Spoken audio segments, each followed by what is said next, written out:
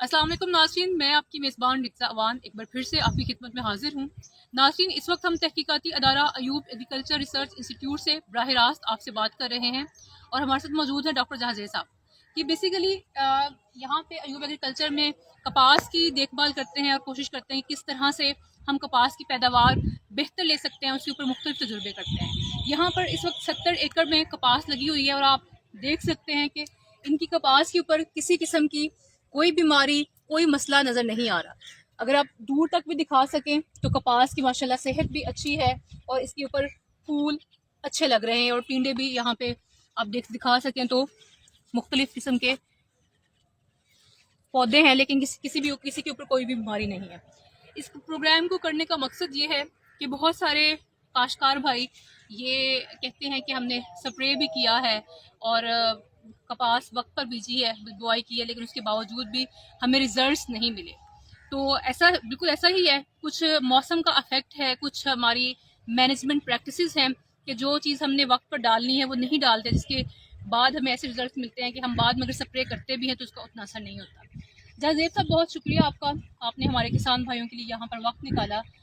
हम चाहते हैं कि आप अपने तजुर्बे से हमारे भाइयों को बताएं। एक तो ये बारिशों का पिछला कुछ हफ्ते गुजरे, मुसलसल बारिशें, हमारे किसान भाई बहुत परेशान थे कि वो स्प्रे वक्त पर नहीं कर सके, और फिर उसके साथ साथ गुलाबी सुंडी का हमला और मुख्तलिफ कीड़े और बीमारियों का हमला, स्प्रे करने के बावजूद भी वो कंट्रोल नहीं हुई और किसानों की फसलें तबाह हो गई। तो क्या वजह है कि आप भी उसी इलाके में रहते हैं, बारिश भी हुई आपके पास और यहाँ बीमारियाँ भी आई, लेकिन ये है कि आपकी फसल इस वक्त बिल्कुल साफ़ सुथरी है, किसी किस्म की कोई बीमारी, कोई मसला नहीं है। और क्या वजह है कि बाकी किसान भी जिन्होंने आपके साथ ही बुआई की, लेकिन उनकी कपास के ऊपर सुंडियों का भी हमला है, बीमारियाँ भी हैं और मौसम की वजह से भी जो फसल है वो काफ़ी तबाह हो चुकी है।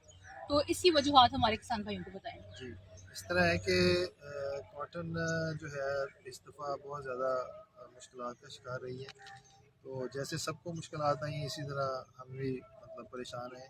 लेकिन ये है कि कॉटन में सबसे ज़्यादा इम्पॉर्टेंट चीज़ ये है कि आपने इसको कैसे रखा हुआ है, इसको बचा समझ के रखा हुआ है या एक फसल समझ के रखा हुआ है।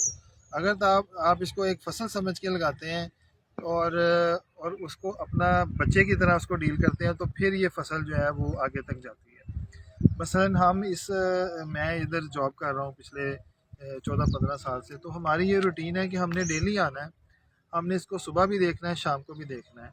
अगर हमने पानी के लिए देखना है इसको, तो 10 से 11 बजे हमने देखना है। अगर हमने इसको इंसेक्ट के लिए देखना है तो हमने इसे 9 से 10 के दरमियान देखना है, और शाम को जब हमने जाना है तो फिर हमें इसके पेस्ट स्कॉटिंग करके जाना है कि हम देख रहे होते हैं कि आया कि ये फील्ड स्प्रे के काबिल है या नहीं है। फिर दूसरे नंबर पे ये होता है कि हमारे पास मुख्तलिफ़ किस्म की वैराइटीज़ लगी होती हैं, तो हमें कीड़ों का ज़्यादा प्रॉब्लम आता है एज़ कम्पेयर टू कि एक बंदे ने एक ही वैराइटी लगाई है, उसके एक ही तरह के मसाइल होंगे। यहाँ पे एक प्लॉट में 8 वैराइटीज़ 10 वैराइटीज़ लगी हैं। अब जैसे इस प्लॉट में तकरीबन 2 एकड़ में 50 के करीब लाइन्स लगी हुई हैं। तो हमने देखा है कुछ लंबे कद की हैं, कुछ छोटे कद की हैं, उस हिसाब से हम उसकी ट्रीटमेंट बनाते हैं, उसका वाटर प्लान बनाते हैं। लेकिन जो किसान है उसके पास तो एक ही वैरायटी लगी होती है, उसको डील करना आसान होता है। तो प्रॉब्लम ये है कि इन टाइम फार्मर ऑपरेशन नहीं करते। फार्मर कहता है कि मैंने आज स्प्रे कर दिया। अगर वाइट फ्लाई का अटैक था, वो एक स्प्रे सेंटर वाले के पास जाता है, वो उसे स्प्रे बता देता है कि ये वाली स्प्रे कर दो। फिर वो देखता नहीं है करने के बाद कि उसका क्या मतलब उसका क्या रिज़ल्ट आया है और क्या जो वो स्प्रे कर रहा है। बहुत सारे किसान जानते भी होते हैं, लेकिन इसके बावजूद बहुत सारे किसान ऐसे होते हैं जो स्प्रे सेंटर वाले के पे डिपेंड कर रहे होते हैं, महकमा ज़राअत वालों पे डिपेंड नहीं कर रहे होते, और स्टडी भी नहीं करते। जो लिटरेचर मौजूद होता है उसको देखें भी तो तभी भी आपको पता चल जाता है कि आपको क्या करना चाहिए।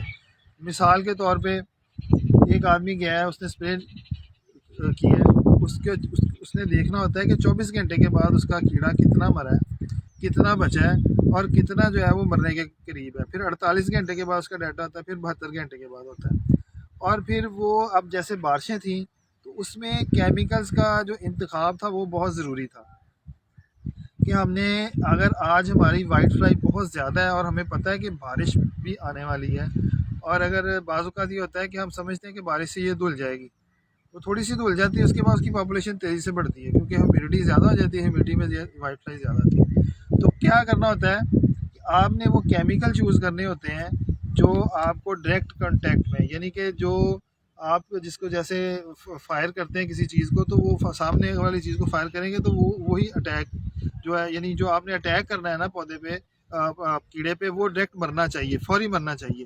اگر تو آپ نے وہ جو پودے کے اندر داخل ہوتی ہیں وہ سپریز کریں گے اور بارش پڑ جائے گی تو وہ اس کو 24 گھنٹے چاہیے ہوتے ہیں کم از کم کہ وہ اس کے اندر داخل ہو، تو وہ آپ نہیں کر سکتے۔ اگر آپ کو پتہ ہے کہ 6-7 گھنٹے بعد بارش کا امکان ہے تو اس کے لیے آپ اگر وائٹ فلائی کے لیے کر رہے ہیں تو اس سال میں ایک پروڈکٹ تھی تھائیوسائکلم ہائیڈروجن آکسیلیٹ، وہ ایڈیٹر کے نام سے بھی آ رہی تھی اور سوویسیٹ کے نام سے بھی آ رہی تھی۔ تو لوگ کیا کر سکتے تھے اس دفعہ کہ وہ ایسیٹا میپریڈ اور وہ سوویسیٹ کو ملا کے سپرے کر سکتے تھے، وہ فوری کانٹیکٹ میں بہت اچھا رزلٹ دیتی تھی۔